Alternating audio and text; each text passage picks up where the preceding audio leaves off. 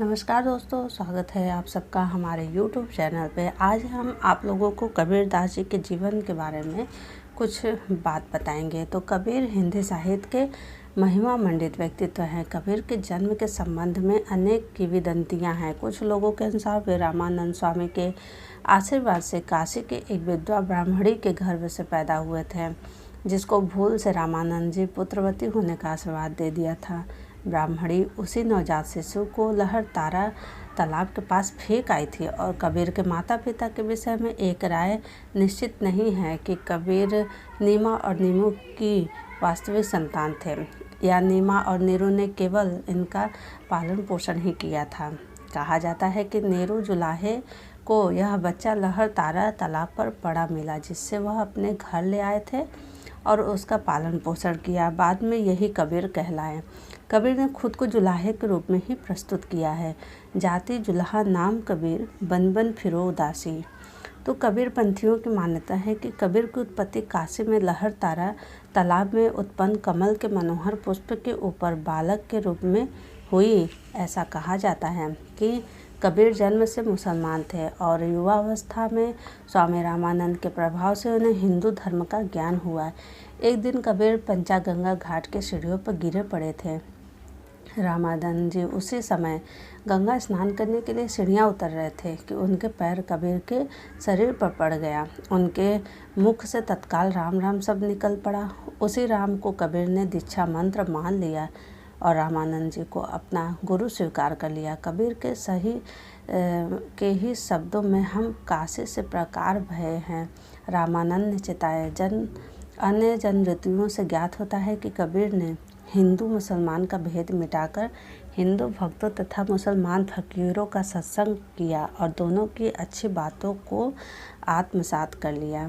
जन ऋतु के अनुसार कबीर के एक पुत्र कमल तथा पुत्री कमाली थी। इतने लोगों की परवरिश करने के लिए उन्हें अपने कार्यों पर काफ़ी काम करना पड़ता था। साधु संतों का तो घर में जमावड़ रहता ही था।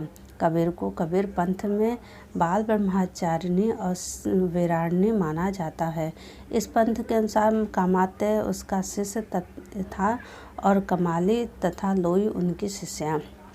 लोई शब्द का प्रयोग कबीर ने एक जगह कंबल के रूप में किया है।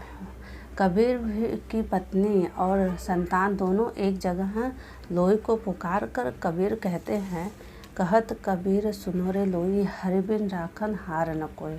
कबीर पढ़े लिखे नहीं थे।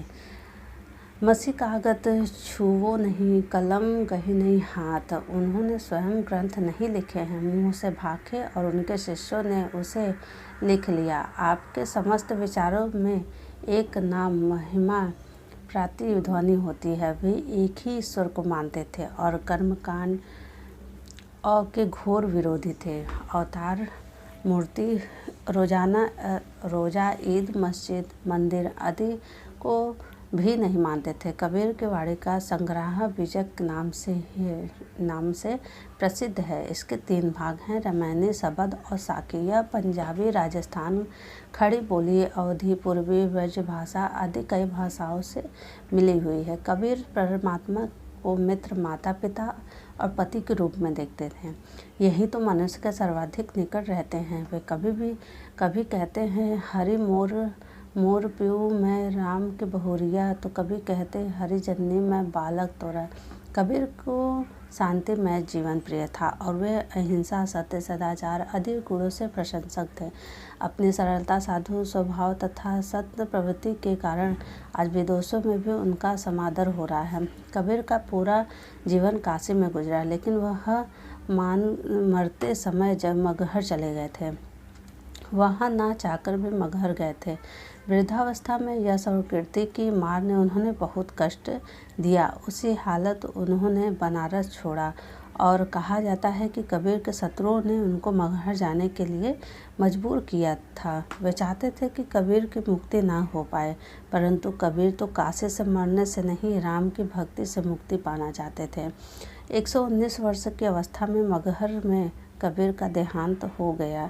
कबीरदास जी का व्यक्तित्व संत कवियों में आदित्य है। हिंदू साहित्य के 12 वर्ष का इतिहास में गोस्वामी तुलसीदास जी के अतिरिक्त इतना प्रतिभाशाली व्यक्तित्व किसी कवि का नहीं है। तो आज का वीडियो आप लोग को कैसा लगा कबीर दास जी के जीवन के बारे में जानकर? अगर आज का वीडियो आप लोग को अच्छा लगा हो तो नीचे लाइक का बटन ज़रूर क्लिक करिएगा और चैनल को हमारे सब्सक्राइब करना नहीं भूलिएगा।